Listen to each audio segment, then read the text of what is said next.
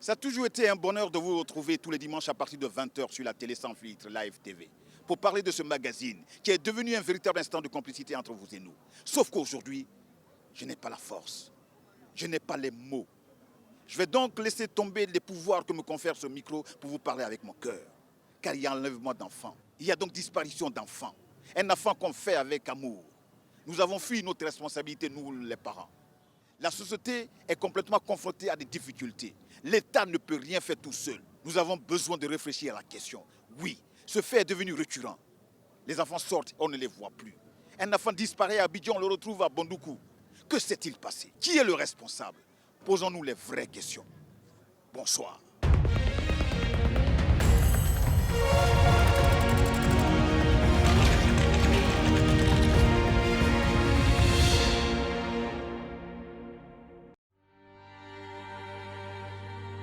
Tout le monde se souvient de la disparition de Malik.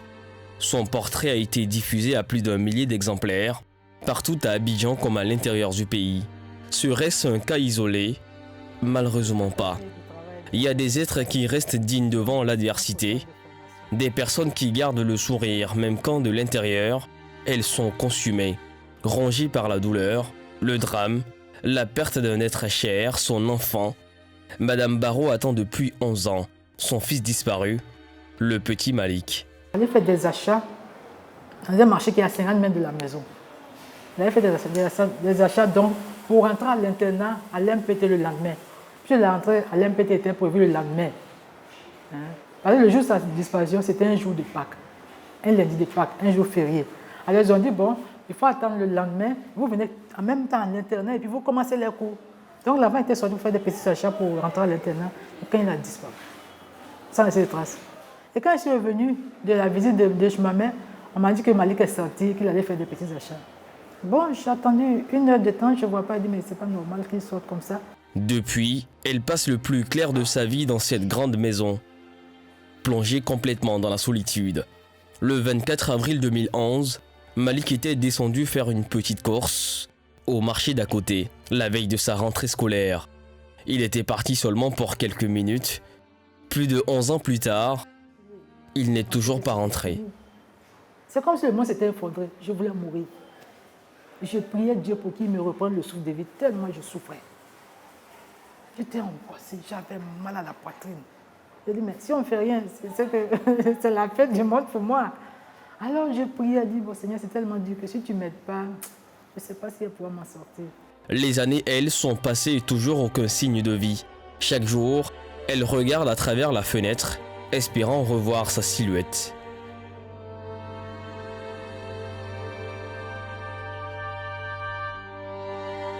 Les parents qui vivent cette situation-là doivent comprendre qu'on ne disparaît pas par hasard. Il y a beaucoup de raisons qui font que les gens disparaissent. Mais pour des raisons banales comme ça. Parce que moi, au moment de la disparition de mon enfant, c'était la guerre. Et puis, il était élève militaire. Et puis, non des moindres. Donc, il y avait les ennemis partout. Mais je dis, Dieu, il protège ses élus. Et j'ai bon espoir que Dieu a protégé mon enfant. Malik, 15 ans, c'était le fils, son garçon. Il représentait toute sa vie et le brillant jeune garçon faisait la fierté de sa mère. Dans cette photo, on voit Malik à côté du général Philippe Mangou, le chef d'état-major de l'époque. Et c'était à une remise des prix lors de l'année scolaire 2009-2010. Et vous voyez bien que à travers cette photo, on a un signe. On voit que l'enfant est à côté des hauts gradés, des responsables de ce pays. Ça aurait pu être n'importe qui, mais ça prouve bien que son destin de militaire est vivant et qu'il reviendra pour pouvoir accomplir la mission que Dieu lui a accomplie. C'était votre grande fierté, c'est ce moment de... Oui, Malik mes enfants ont toujours été ma fierté. Mais Malik particulièrement, parce que c'est avec lui que je vivais. C'est toujours une fierté pour moi de voir que mon enfant est à la tête des aides de l'MPT. L'MPT, c'est une école d'excellence. Ne va pas qui veut. Et elle n'hésite pas à matérialiser son espoir. À l'entrée de la maison est écrit en grand caractère « Bienvenue Malik ». 11 ans après, elle croit fortement que Malik, 26 ans aujourd'hui, n'est pas mort. Il reviendra. Oui. Et c'est vrai que je n'ai pas abandonné. Je fais tout ce que je peux pour garder Malik en espoir, en mémoire, parce que je sais qu'il revient. Je ne veux pas sombrer dans la dépression.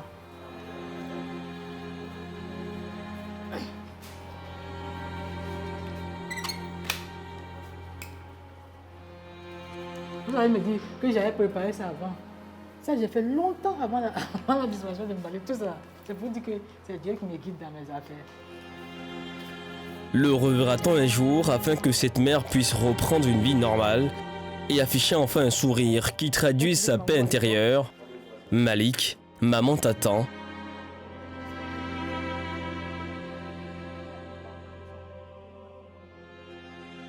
À l'instar de toutes ces mères de Côte d'Ivoire vivant avec l'espoir d'un retour, d'une fille, d'un fils, dont on n'a plus de nouvelles depuis.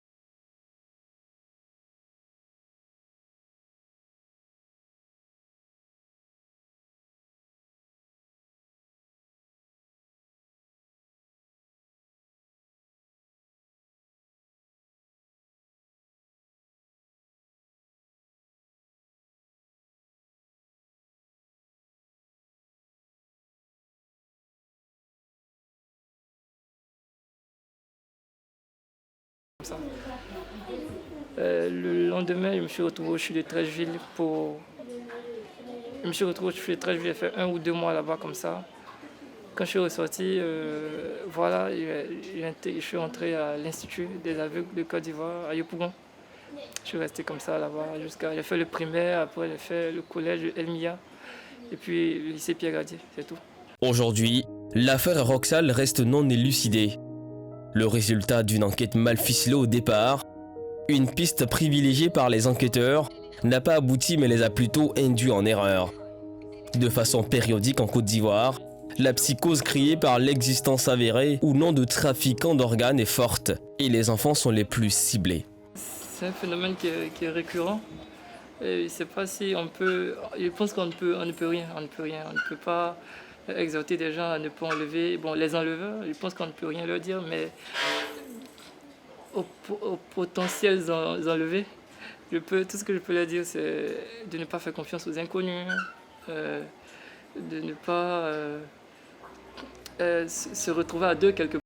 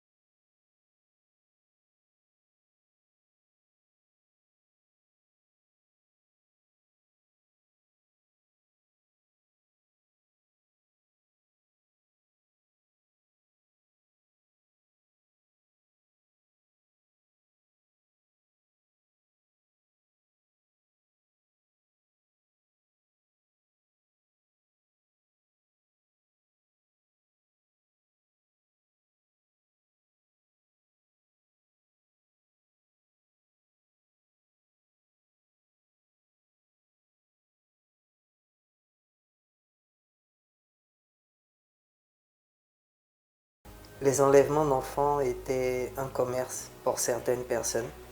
Parce qu'à la suite de nos enquêtes, on s'est rendu compte que ces enfants qui étaient enlevés étaient soit malheureusement tués et pour le prélèvement d'organes, notamment le cœur, les reins, pour le commerce international d'organes, et aussi pour des sacrifices rituels, donc c'était les yeux, la langue, le sexe, voilà. Donc on s'est rendu compte que c'était pour ça qu'on était menacé, parce que un jour il y a un anonyme qui nous a appelé, qui nous a dit qu'on essayait de lui enlever le pain de la bouche. Donc à partir de là on a compris. Oui, il nous a dit est-ce que vous savez que vous essayez de m'enlever du pain de la bouche? Est-ce que vous avez les épaules assez solides pour ça? Une histoire qui fait froid dans le dos. L'histoire a fait réagir l'opinion publique. À l'époque, les alertes d'enlèvement étaient embryonnaires et l'ONG décide de précipiter le cours de l'histoire, mais elle est vite arrêtée dans son élan. Bon, sincèrement, pour parler de cette personne qui nous a appelé, non, on ne sait rien. Mais on sait que, bon, une fois, on a eu un souci dans une ville. Dans une ville, je ne citerai pas la ville. Donc on avait mené une enquête où nous avions découvert comme un centre de réception d'enfants enlevés dans une ville pas loin d'Abidjan. Et nous sommes allés voir la brigade de gendarmerie de cette petite localité-là. Nous avons rencontré le brigadier en chef, avec qui nous avons établi un plan. Enfin, nous avons convenu d'un rendez-vous pour faire une descente avec ces éléments sur cette villa. Effectivement, c'était dans une villa. Et le jour du rendez-vous, quand nous sommes arrivés, pour ne pas rentrer dans tous les détails, il nous a fait comprendre qu'il ne pouvait plus intervenir au niveau de cette villa parce qu'il avait reçu l'ordre de ne pas intervenir. L'enlèvement de Roxal va devenir une affaire exceptionnelle et conduira au bouleversement de toutes les méthodes d'enquête et de recherche. Il y a eu un avant et un après affaire Roxal. Non, ça n'avait aucun rapport. Mais nous l'avons très mal vécu parce que pour nous, c'était un combat noble. C'était un combat noble de venir en aide aux enfants parce que nous étions dans une période où il y avait beaucoup d'enlèvements d'enfants. Et même si on n'en parlait pas vraiment, nous, dans nos enquêtes, on s'est rendu compte qu'on avait à peu près 6 à 7 enlèvements qui étaient signalés par semaine. 6 à 7 enlèvements qui étaient signalés par semaine. Enfin, je ne dirais pas enlèvement, je dirais disparition.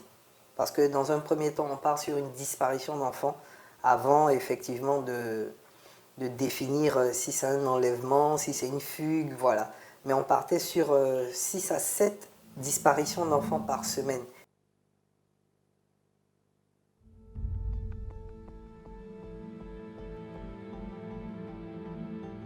Durant ces dernières années, les disparitions d'enfants ont connu en Côte d'Ivoire une visibilité médiatique sans précédent. Le phénomène des enfants disparus, catégorie qui inclut entre autres les kidnappings, les enlèvements parentaux et les fugues, c'est aussi notamment devenu la raison d'être de nombreuses ONG et une source d'inquiétude croissante pour les autorités. Même si aujourd'hui les actions publiques sont particulièrement illisibles en la matière, des initiatives privées, elles, ne se font pas prier. Bienvenue sur la plateforme Police Secours. Ici, chaque semaine, sont affichés des visages d'enfants disparus et enlevés. Christivan, 7 ans, ce petit garçon retrouvé à Djamé dont l'âge et le nom n'ont pas été déterminés. La petite Korotoumou de 11 ans, Marie Immaculée, 10 ans, et enfin la petite Jade Touré, heureusement retrouvée 2 jours après sa disparition. Durant ces 5 dernières années, la Côte d'Ivoire s'est retrouvée avec un nombre important d'enfants disparus. Les organisations non gouvernementales engagées dans le domaine parleraient de près d'une centaine d'enfants disparus et enlevés, et 50% d'entre eux connaissent un sort atroce. Cela a été le cas du petit Bouba, souvenez-vous. L'histoire se passe en 2018. Toute la Côte d'Ivoire en parle. L'émoi est immense.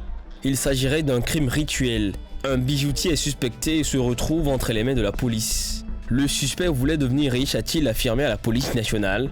Le petit Traoré Aboubakar Sidiki, 4 ans, a été tué puis vidé de son sang. Selon plusieurs sources, le corps sans vie de Bouba a été retrouvé enterré à Angré, dans la commune de Cocody. Pour ne plus vivre ce genre de drame, les autorités veulent tenir le pari de mettre un terme à ce genre d'actes odieux. Des membres de la société civile, eux aussi, ont décidé de s'engager.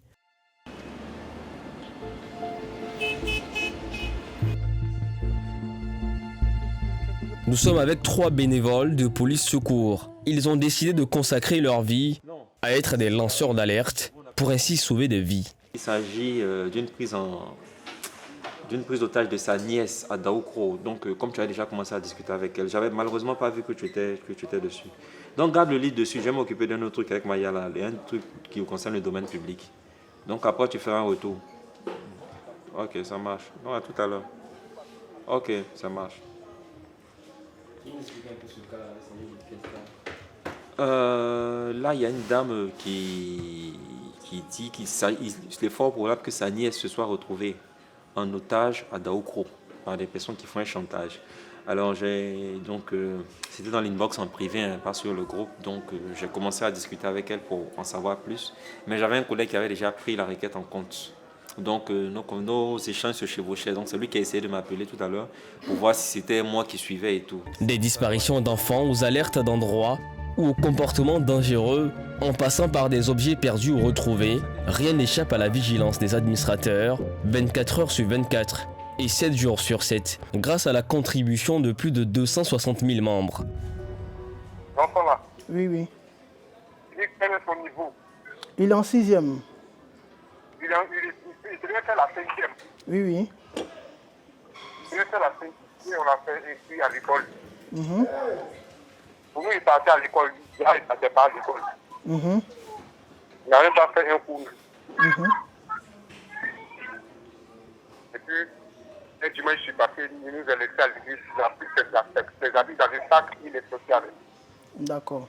Donc c'est depuis le 30 novembre. Mais est-ce que vous l'avez retrouvé, vous avez ses nouvelles? Vous avez ses nouvelles? Vous dites quoi? Je demande si vous avez ses nouvelles. D'autres nouvelles? Oui. Nous sommes à la recherche de cet enfant. Depuis le 30 novembre, c'est bien ça? C'est ça. D'accord, ok. Donc c'est un cas de fugue.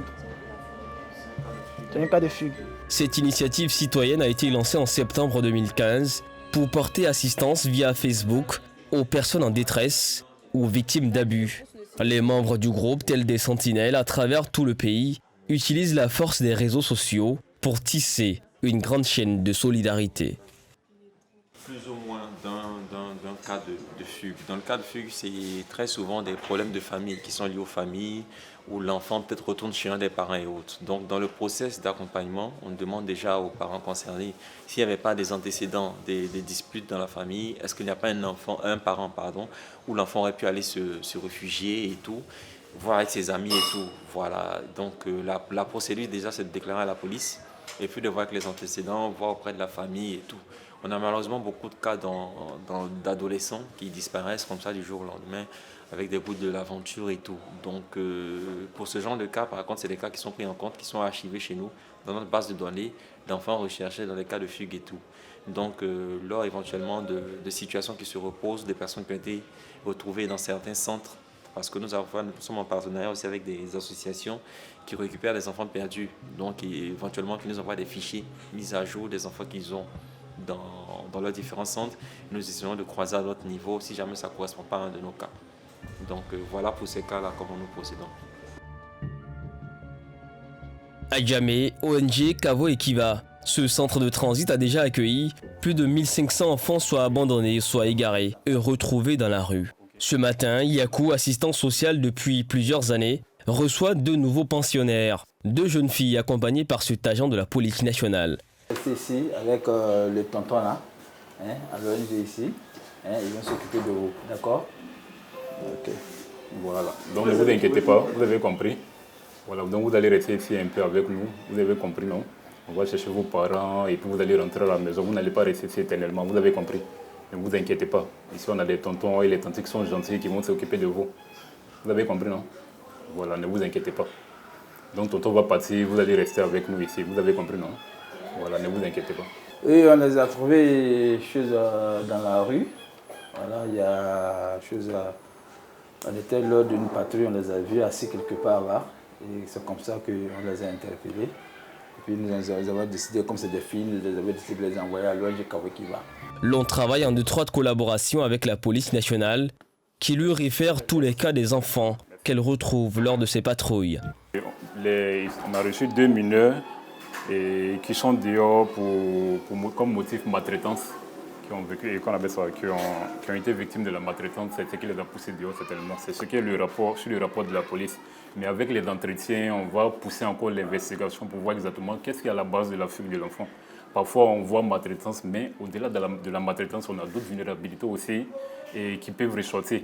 Parfois, c'est des enfants qui sont victimes d'exploitation, par exemple. Elles ont été séparées peut-être de leurs parents depuis l'intérieur et elles se retrouvent dans les ménages à faire et la bonne.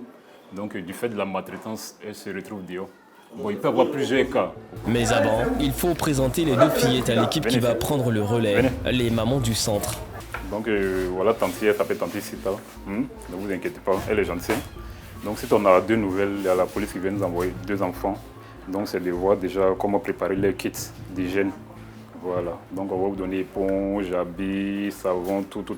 Vous allez rester un peu ici avec nous et puis on va chercher maman et papa, vous avez compris. Et puis, quand on va les trouver, maintenant, vous allez rentrer en famille. C'est bon? Voilà. Maintenant, venez. Tanti là. Voilà. Donc, voilà Tanti qui est là. C'est elle qui prépare pour vous. Voilà, elle est gentille, elle va bien s'occuper de vous. Donc, il ne faut pas l'oublier. Tu essaies de voir le nombre d'assiettes servies là, tu fais plus 2, parce qu'on a 2 nouvelles aujourd'hui. Yakou va nous servir de guide pour comprendre le fonctionnement de l'ONG et comment se fait la prise en charge des enfants. Un des volets les plus importants reste la prise en charge psychologique. Donc là, on a le psychologue qui est là, avec son assistant. Voilà, donc ils sont chargés de s'entretenir avec les enfants et de façon systématique quand les enfants viennent, afin que les enfants racontent un peu leur histoire, pour nous permettre aussi de comprendre et pour voir comment on peut affiner l'assistance qu'on veut leur apporter là. Donc c'est ce qu'il est en train de faire avec une autre qui est là, qui est venue il y a 2 jours avant, c'est ça, il y a environ quelques jours. Donc c'est son écoute qu'on est en train de faire présentement. Donc après l'écoute maintenant, en fonction des informations que la mineure va donner, et c'est en fonction de ça aussi on va adapter l'assistance. C'est vrai que l'assistance c'est de façon générale, mais chaque enfant a son histoire, donc il faut affiner l'intervention. C'est l'un des cas où le traumatisme est encore fort. Pour Yakou, la raison principale de la disparition des enfants reste la maltraitance. Donner l'occasion à l'enfant de s'exprimer et comprendre sa situation et voir comment on peut affiner la prise en charge. Et voilà. En général, c'est comme ça, parce que les enfants se retrouvent dans la rue et après avoir subi des violences dans les ménages où elles se trouvent. Donc c'est cet incident-là qui pousse l'enfant à la rue. Mais comme je l'ai dit au départ, c'est avec l'entretien, on voit pas derrière dans quelle situation l'enfant se trouve, dans quelle situation de vulnérabilité l'enfant se trouvait. Il peut s'agir soit des cas d'exploitation. Créée en 2006, l'ONG Kawoekiva reçoit essentiellement des jeunes filles victimes d'abus de tout genre. Maltraitance, abus sexuels, trafic humain, exploitation sexuelle. Elle reçoit en moyenne 5 enfants par jour égarés, dans la rue ou disparus. Pour permettre à ces enfants de retrouver leur équilibre psychologique, des activités créatives sont organisées dans le centre. Mais aujourd'hui, nous tombons sur autre chose. Bon, nous sommes sur la dalle ici du centre de transit. C'est un aire de jeu pour les enfants, comme vous pouvez le voir. Mais présentement, il ne s'agit pas d'une activité particulière. Il y a quelqu'un qui est en train qui fait parler son cœur, une bonne dame qui a décidé d'habiller toutes les filles du centre et pour les fêtes de fin d'année. Donc elle est venue avec un gros lot de vêtements. Donc elle est en train de les faire essayer et pour préparer l'habillage. C'est une donatrice qui, en prélude à la fête de Noël, a bien voulu faire parler son cœur et permettre à ses enfants qui vivent loin du toit familial de connaître aussi la magie de Noël. Quand elles arrivent ici, je peux dire que c'est une autre étape de la vie qui commence. Parce que notre combat aussi, c'est de les amener après le centre, de reprendre la vie normale comme les autres enfants. Parce que c'est des filles et elles ont toutes eu leurs droits bafoués. Donc notre mission ici, c'est de faire en sorte que ces droits-là soient restaurés et maintenus comme pour les autres enfants. Les enfants très en joie qui oublient l'instant d'un cadeau, le drame vécu. Certains ne verront jamais leurs parents. Les plus petits seront placés en orphelinat. Les plus grands apprendront un métier avant de sortir du centre. Madame Tatou Koulibaly est la directrice de l'ONG. Elle nous explique le fondement de l'action de la structure. Il y a certains enfants qui arrivent ici sans repère. Il n'y a pas de repère. Ils n'ont aucune information sur leurs parents, sur leur lieu de provenance.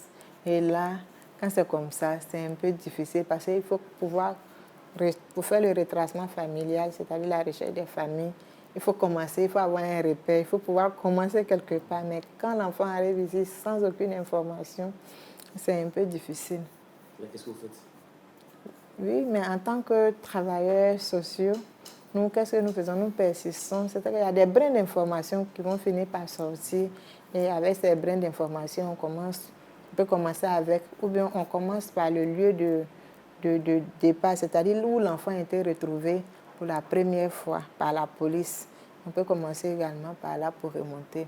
La Charte africaine des droits et du bien-être de l'enfant, ratifiée par la Côte d'Ivoire en 2002, engage les États partis à prendre des mesures appropriées pour empêcher l'enlèvement par toute personne que ce soit, y compris leurs parents ou leur tuteur légal. Au cours de l'année 2021, la Direction des requêtes et investigations du CNDH a enregistré 2 cas de disparition d'enfants. De janvier au 14 décembre 2022, ce sont 8 cas enregistrés. Assanata Soumaoro est chargé du droit de la femme, de l'enfant, de personnes vulnérables et des droits de solidarité.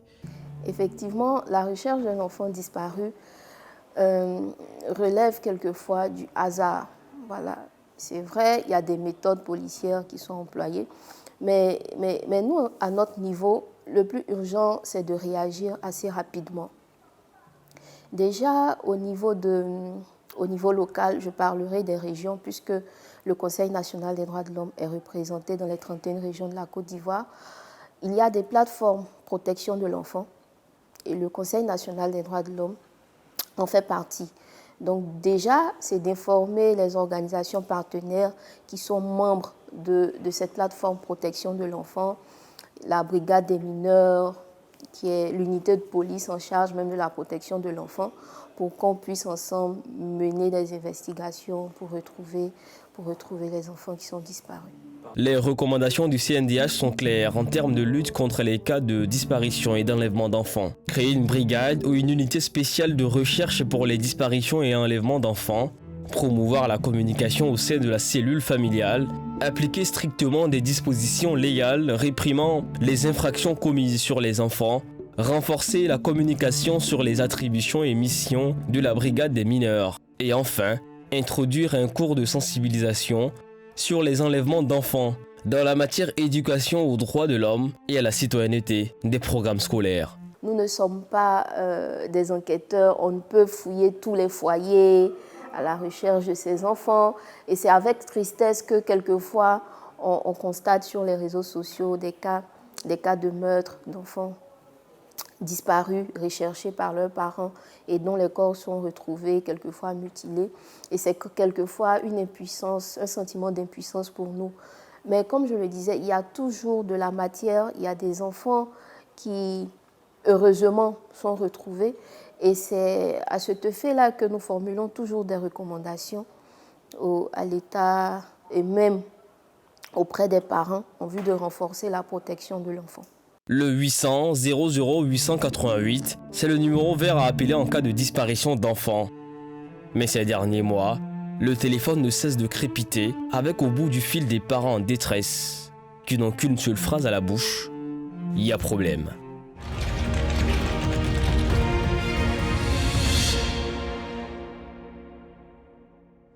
Mesdames et messieurs, chers tous, j'espère que vous avez mesuré autant que moi l'ampleur donc du danger qui guette nos enfants.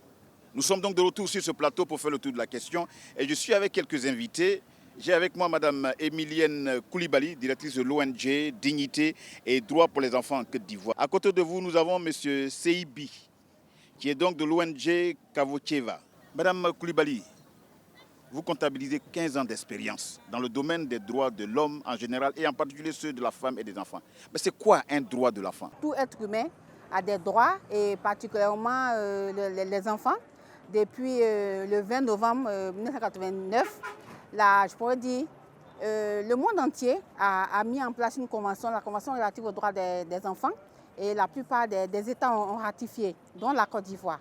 Et donc, nous devons de pouvoir respecter ce qui est écrit dans cette convention. Vous avez le droit à la vie, le droit à l'éducation, le droit à l'alimentation. Madame Koulibaly, sans vous couper, vous avez parlé du droit à la vie.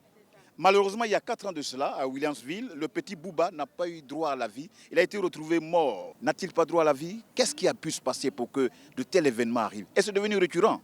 Si, c'est vrai que ça devient récurrent, c'est récurrent, et surtout que, je pourrais dire, surtout que nous approchons des élections, mais en fait, malheureusement, c'est vrai, la vie lui a été ôtée, le petit Bouba, paix à son âme, qui repose en paix.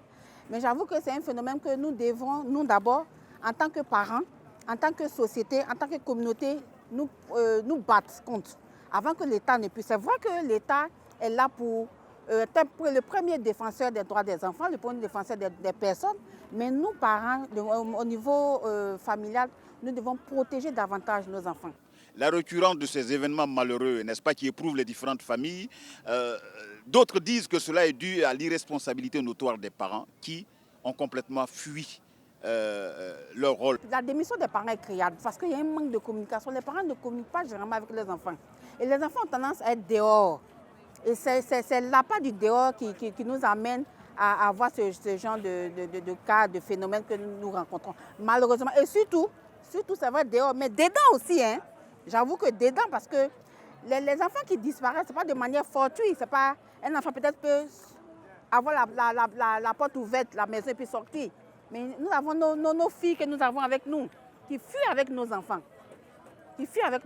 Donc, il faut qu'on puisse, j'avoue, communiquer beaucoup avec nos filles et puis ne pas céder à l'impunité.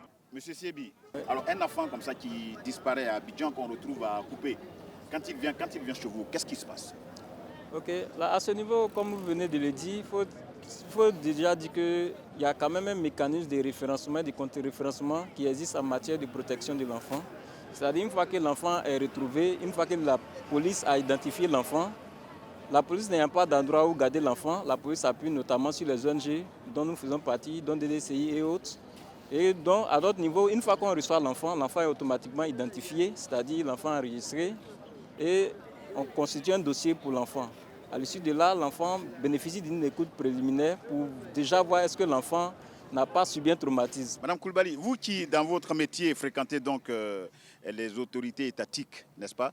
Quelle est la politique qui est mise en place pour la protection de nos enfants? Avec l'État, j'avoue qu'il existe la protection, la politique de protection nationale pour les enfants. Ça existe. Et donc, vous avez la prévention. Avec comment on appelle oui, ça, elle existe, mais est-ce qu'elle est mise en application? Elle est mise en application, oui. Tous les jours, les enfants se elle est mise en application, oui. Elle est mise en application. Mais je pourrais dire peut-être que... Non, quand vous dites qu'elle est mise en application, ça voudrait dire que c'est... Il y a des sensibilisations qui sont faites. Il y a quoi? Des sensibilisations, parce que la prévention, c'est ça, des sensibilisations qui sont faites chaque jour L'État le fait à travers les ONG aussi. Il y a 4 axes. Vous avez la prévention, comment on appelle ça, la prise en charge, la répression. Donc, moi, je ne peux pas faire de la répression. Qu'est-ce qu'elles vous disent, les autorités? Elles font quoi exactement? C'est ce que moi je veux savoir. Mais ce que je dis, la politique est mise en place. Donc, c'est eux, au niveau de cette politique qui l'appliquent, surtout au niveau répressif. C'est eux qui mènent les enquêtes pour pouvoir faire les autorités judiciaires, pour pouvoir condamner les personnes. Mais moi, ce côté-là, j'ai juste seulement des informations quand je vais demander ce dossier à quel niveau. Mais sinon, je n'ai pas capacité, compétence à pouvoir faire le côté répressif. Est-ce qu'on peut garder de l'espoir? Puisque vous dites que les... Oui, mais oui, bien sûr. Bien sûr.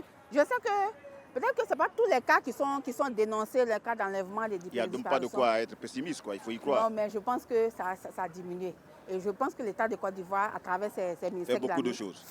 Le fait. Et les ONG aussi l'accompagnent dans ce sens-là. Oui. Donc, je voulais aussi rebondir sur la question. Je pense que parler d'enlèvement, le thème enlèvement même, c'est un peu trop fort. Mais apparemment, il y a des choses qu'il ne faut pas omettre. C'est-à-dire, nous sommes africains et nous sommes beaucoup influencés par nos pratiques socio-culturelles, notamment le phénomène du confiage. Il faut dire que les enfants sont beaucoup confiés et c'est ce qui cause souvent la disparition des enfants. Enfin, on le met sous le chapeau de la disparition, mais les enfants quittent la cellule familiale bien de là où l'environnement où ils sont pour faire des maltraitances, pour faire des services corporels. Parce qu'il y a des enfants même que nous, ONG Kavoké, accueillons dans nos centres où les tuteurs ou la tutrice mettent le couteau au feu et puis ils le mettent sur le corps comme si c'était un animal qu'ils étaient en train de marquer. Un enfant ne peut pas quitter la cellule familiale si tout va bien. Parce que généralement, quand on reçoit la famille, après l'écoute de l'enfant, il y a ce que l'enfant dit. Parce qu'il faut dire que quand les enfants viennent chez nous, on ne les reçoit pas comme ça. Parce qu'il faut protéger, mais il faut se protéger soi-même. Donc tous les enfants que nous accueillons au centre de transit communautaire de l'ONG Kavokiva sont accompagnés par un soin transmis quand c'est la sous-direction de la police criminelle en charge de la lutte contre la traite des enfants et de la délinquance juvénile que nous les réfère. Si c'est un centre social, il y a un rapport du centre social. Si c'est la gendarmerie, il y a aussi le soin transmis de la gendarmerie qui accompagne. Et toujours, il y a un motif. Généralement, il y a des enfants qui nous parviennent pour motif abandonné parce que l'enfant est traité, l'enfant dit sorcier. Les parents abandonnent les enfants parce que l'enfant serait sorcier selon eux.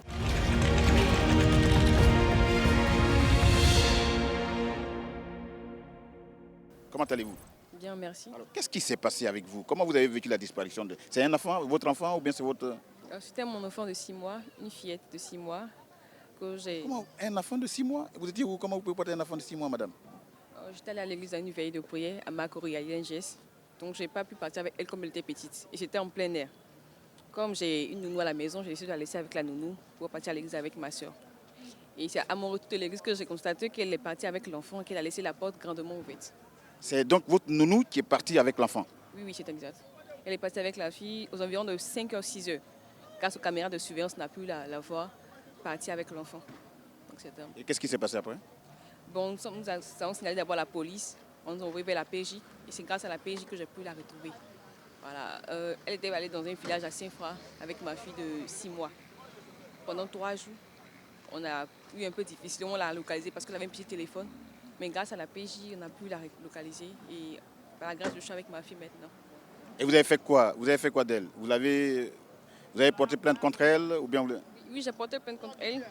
Elle a demandé pardon, qu'elle est un peu attardée d'après elle, qu'elle ne se sent pas trop bien, que ses parents la traumatisaient parce qu'elle était enceinte. Donc elle est venue travailler, elle a perdu l'enfant. Donc elle voulait prendre ma fille pour remplacer son enfant. Elle m'a demandé pardon, mais j'ai déjà lancé la procédure, je ne pouvais plus faire autrement. Donc voilà, c'est comme ça. Donc elle a été arrêtée? Oui, elle a été arrêtée, elle n'a pas été jugée. Parce qu'il n'y a aucun parent qui s'est présenté, donc c'est resté comme ça. Donc voilà, c'était un peu ça. Madame Koulibaly, vous venez d'écouter Madame Bolou.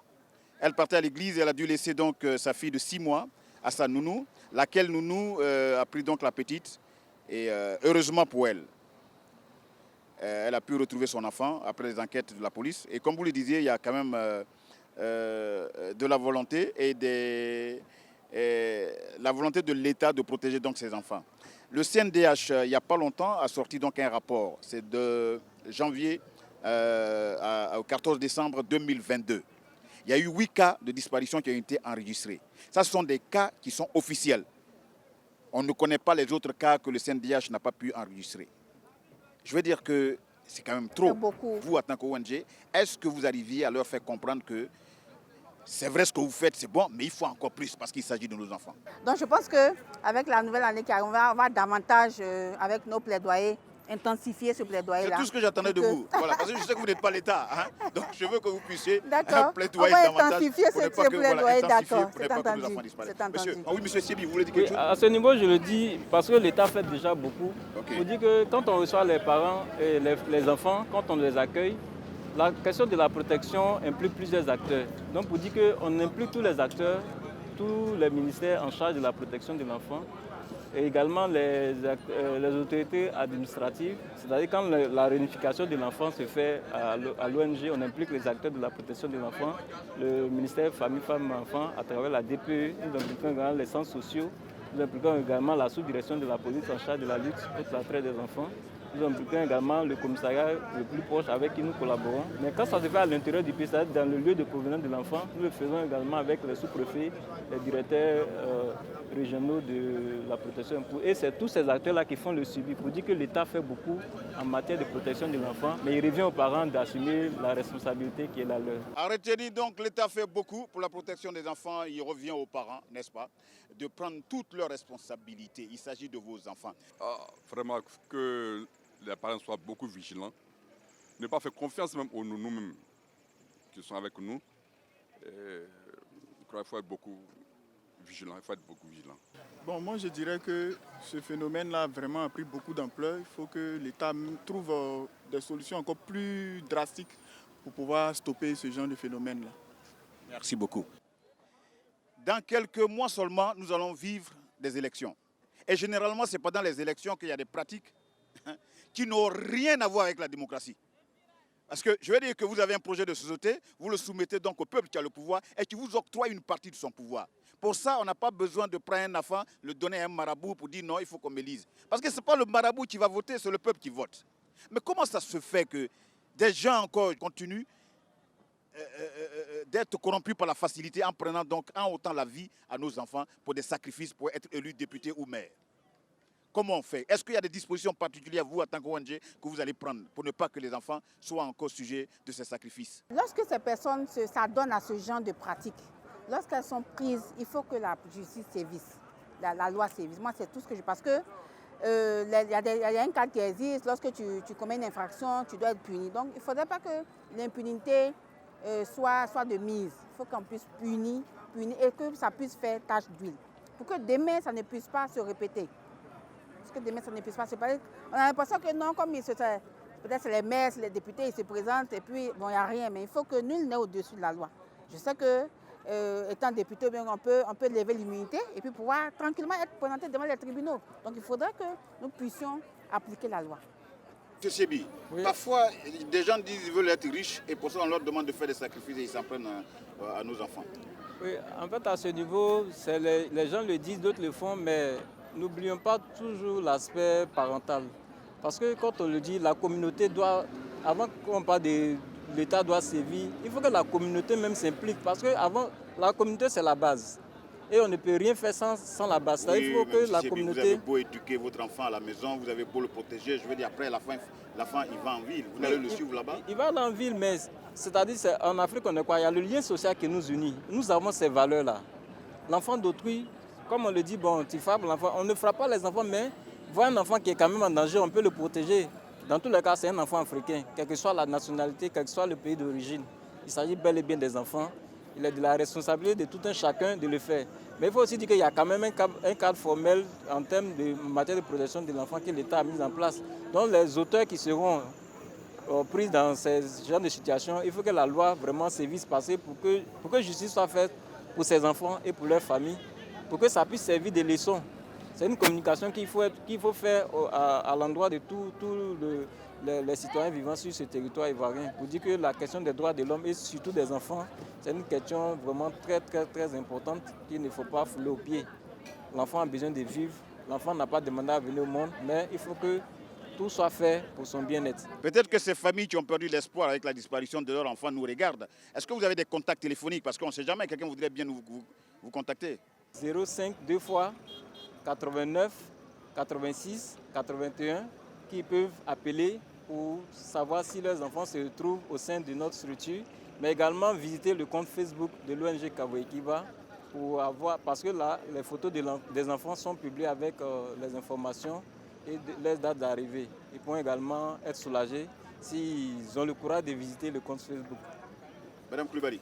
D'accord, comme contact, nous avons le 05 06 65 58 75. Donc vous avez le secrétariat de l'ONG Dignité et Droits pour les enfants en Côte d'Ivoire. Nous ne prenons pas trop nos responsabilités. Et là, je m'adresse aux parents. L'enfant à la maison doit bénéficier de votre protection. La nounou seule ne peut pas éduquer votre enfant. Faites tout pour protéger l'enfant. Il faut que l'enfant se sente protégé. Quand l'enfant n'est plus à la maison, soyez constamment en contact avec lui. Nous demandons donc à toutes les forces de l'ordre, avec ces moments d'élection qui arrivent, d'être beaucoup plus attentionnés. Soyons complices avec la police. Cette complicité va nous amener très loin. Et ces personnes-là qui nuisent à nos enfants seront arrêtées et condamnées par la justice. Il y a peut-être d'autres sujets dont vous avez souhaité qu'on parle. Si tel n'a pas été le cas, eh bien, vos critiques, vos suggestions sont les bienvenues.